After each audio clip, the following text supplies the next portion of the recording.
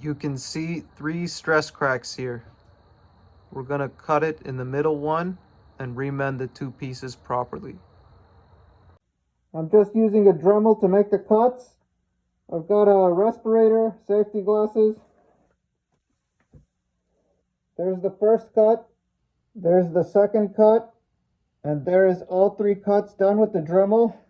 This crack is not very visible and was in line, but I want to also do a structural repair, so I went a little bit further out, but I could have cheated and cut it here.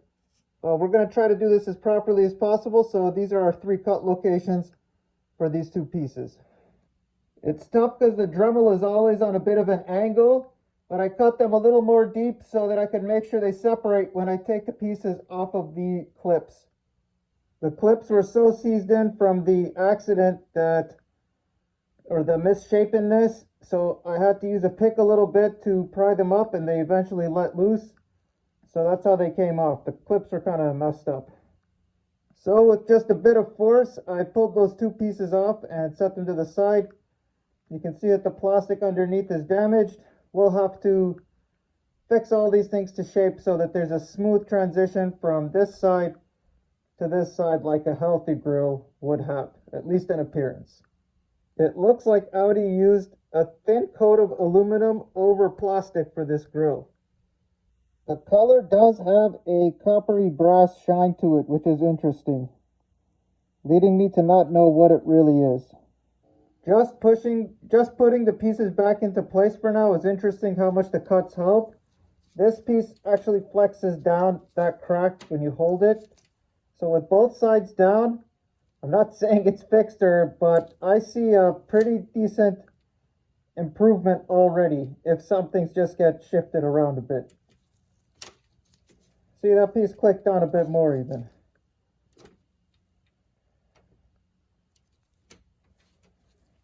We'll figure it out. For the plate filler, I wanted to use an angle grinder, but the plastic shavings can sometimes be nasty. So we are going to be modding this. So I'm going to use a Dremel just a bit slower so that my cuts are more precise. You have to wear safety glasses for this. I got a piece of plastic flew straight into the safety glasses, so you don't want hot plastic in your eye. Very important.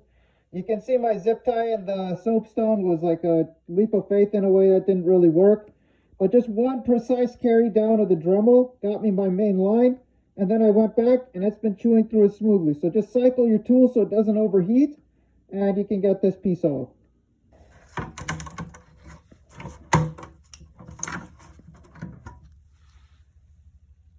Use the Dremel itself with controlled touches to remove the burrs.